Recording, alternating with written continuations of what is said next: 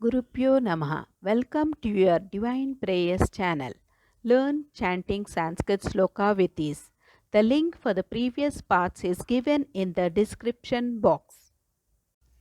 Today we will be chanting Srimad Bhagavad Gita. The Bhagavad Gita encourages us to live life with purity, strength, discipline, honesty, kindness, and integrity in order to find our purpose and to live it fully. 11th chapter Vishwarupa Darshana Yoga, that is, Yoga of the vision of the universal form. One who reads will get victory. Dronam cha Bhishmam cha Jayadratam cha Karnam Tadanya Napi Yodha Viran Maya Hathastvam Jahi Ma Vyatistha Yudyasva Jetasi Rane Sapatnan Dronam cha Bhishmam cha Jayadratam cha Karnam Tadanya Napi Yodha Viran Maya Hathastvam Jahi Ma Vyatistha Yudyasva Jetasi Rane Sapatnan Dronam cha Bhishmam cha Jayadratam cha Karnam Tadanyanapi Yodhaviran Maya Hatastvam Jahimam Vyatishta Yudyasva Jetasi Rane Sapatnan Sanjaya Uvacha Etat Shrutva Vachanam Keshavasya Krutanjalir Vepamanaha Kiriti Namaskritva Bhuya Evaha Krishnam Sagad Gadam Bhita Bhitaha Pranamya Sanjaya Uvacha Etat Shrutva Vachanam Keshavasya Krutanjalir Vepamanaha Kiriti Namaskritva Bhuya Evaha Krishnam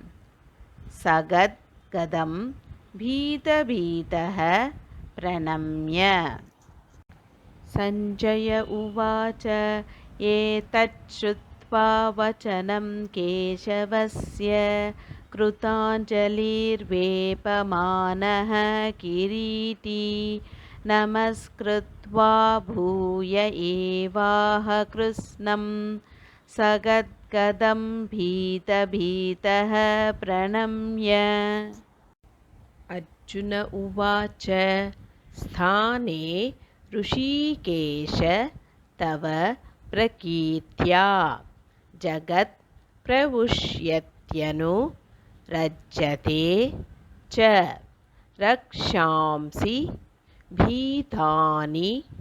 दिशो द्रवन्ति सर्वे नमस्यन्ति च सिद्धसङ्गाः अर्जुन उवाच स्थाने ऋषिकेश तव प्रकीर्त्या जगत् प्रवुष्यत्यनु रज्यते च रक्षांसि भीतानि दिशो द्रवन्ति सर्वे नमस्यन्ति च सिद्धसङ्गाः अर्जुन उवाच स्थाने ऋषिकेश तव प्रकीर्त्या जगत्प्रहृष्यत्यनुरज्यते च रक्षांसि भीतानि दिशो द्रवन्ति सर्वे नमस्यन्ति च सिद्धसङ्गाः कस्माश्च ते न मेरन् महात्मन् गरीयसे ब्रह्मणोऽप्यादिकर्ते अनन्त देवेश जगन्निवास त्वमक्षरं सतत्परं यत् कस्माश्च ते न मेरन् महात्मन् गरीयसे ब्रह्मणोऽप्यादिकर्ते अनन्त देवेश जगन्निवास त्वमक्षरं सतत्परं यत् कस्माश्च तेन न मेरन्महात्मन् गरीयसे ब्रह्मणोऽप्यादिकर्त्रे अनन्तदेवेश जगन्निवास त्वमक्षरं सतत्परं यत् त्वमादिदेवः पुरुषः पुराणस्त्वमस्य विश्वस्य परं निधानं वेत्तासि वेद्यं च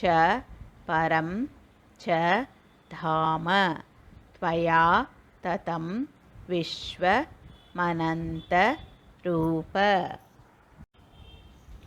त्वमादिदेवः पुरुषः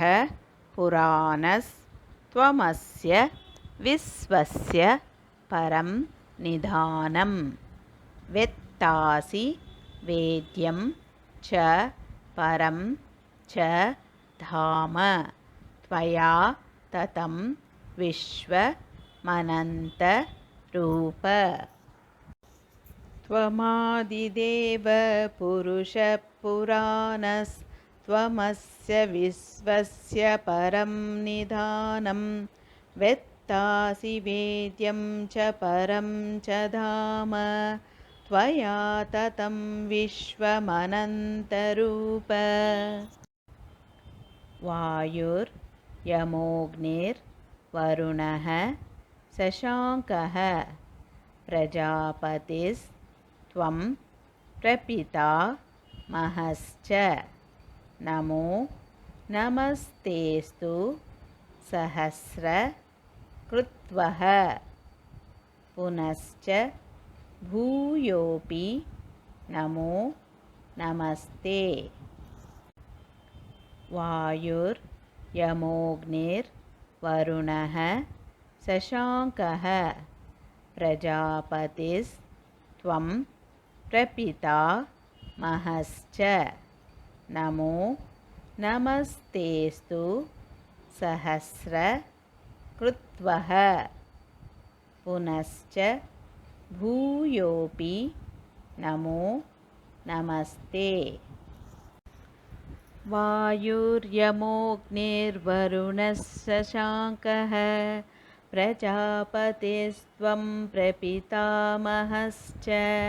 नमो नमस्तेस्तु सहस्रकृत्वः पुनश्च भूयोऽपि नमो नमस्ते नमः पुरस्तादत पुष्टतस्ते नमोऽस्तु ते सर्वत एव सर्व अनन्त वीर्यामित विक्रमस्त्वं सर्वं समाप्नोषि ततोऽसि सर्वः नमः पुरस्तादत पुष्टतस्ते नमोऽस्तु ते सर्वत एव सर्व अनन्त वीर्यामित विक्रमस्त्वं सर्वं समाप्नोषि ततोऽसि सर्वः नमः पुरस्तादत पुष्टतस्ते नमोऽस्तु ते सर्वत एव सर्व अनन्तवीर्यामितविक्रमस्त्वं सर्वं समाप्नोषि ततोऽसि सर्वः सकेति मत्वा प्रसभं यदुक्तं हे कृष्ण हे यादव हे सकेति अजानता महिमानं तवेदं मया प्रमादात् प्रणयेन वापि सकेति मत्वा प्रसभं यदुक्तं हे कृष्ण हे यादव हे सकेति अजानता महिमानं तवेदं मया प्रमादात् प्रणयेन वापि सकेति मत्वा प्रसभं यदुक्तं हे कृष्ण हे यादव हे सकेति अजानता महिमानं तवेदं मया प्रमादात् प्रणयेन वापि यच्छावः सार्धम सत्कृतोऽसि विहार शय्यासन भोजनेषु एको अथ वाप्यच्युत तत्समक्षं तक्षामये त्वामहमप्रमेयम् यच्छावः सार्धम सत्कृतोऽसि विहार शय्यासन भोजनेषु एको अथ वाप्यच्युत तत्समक्षं तक्षामये त्वामहमप्रमेयम् यच्छावः साधमसत्कृतोऽसि विहारशय्यासनभोजनेषु एको तवाप्यच्युत तत्समक्षं तक्षामये त्वामहमप्रमेयम् पितासि लोकस्य चराचरस्य त्वमस्य पूज्यश्च गुरुर्गरीयान् न त्वत्समोऽस्त्यभ्यधिकः कृतोऽन्यो लोकत्रयेऽप्यप्रतिमप्रभाव पितासि लोकस्य चराचरस्य त्वमस्य पूज्यश्च गुरुर्गरीयान् न त्वत्समोऽस्त्यभ्यधिकः कृतोऽन्यो लोकत्रयेऽप्यप्रतिमप्रभाव पितासि लोकस्य चराचरस्य त्वमस्य पूज्यश्च गुरुर्गरीयान् न त्वत्समोऽस्त्यभ्यधिकः कृतोऽन्यो लोकत्रयेऽप्यप्रतिमप्रभाव तस्मात् प्रणम्य प्रणिधाय कायं प्रसादये त्वामहमीशमीड्यं पितेव पुत्रस्य सखेव सख्युः प्रियः प्रियायार्हसि देव सोढुम् तस्मात् प्रणम्य प्रणिधाय कायं प्रसादये त्वामहमीशमीड्यं पितेव पुत्रस्य सखेव सख्युः प्रियः प्रियायार्हसि देव सोढुम् तस्मात् प्रणम्य प्रणिधाय कायं प्रसादये त्वामहमीसमीड्यं पितेव पुत्रस्य सखेव सख्युः प्रियप्रियायार्हसि देव सोढुम् यदक्षर पदभ्रष्टं मात्राहीनं तु यत् भवेत् तत्सर्वं क्षम्यतां देव नारायण नमोऽस्तु ते विसर्ग बिन्दु मात्राणि पद पादाक्षराणि च न्यूनानि चातिरिक्तानि क्षमस्व परमेश्वर अन्यथा शरणं नास्ति त्वमेव शरणं मम तस्मात् कारुण्य भावेन रक्ष रक्ष नारायण यदक्षरपदभ्रष्टं मात्राहीनं तु यद्भवेत् तत्सर्वं क्षम्यतां देव नारायण नमोऽस्तु ते विसर्गबिन्दुमात्राणि पदपादाक्षराणि च न्यूनानि चातिरिक्तानि क्षमस्व परमेश्वर अन्यथा शरणं नास्ति त्वमेव शरणं मम तस्मात् कारुण्यभावेन रक्ष रक्ष Narayana. Let's chant together Hare Krishna Mahamantra 3 times for the welfare of all living beings. Hare Krishna Krishna Krishna Hare Hare Hare Rama Rama Rama Hare Hare Hare Krishna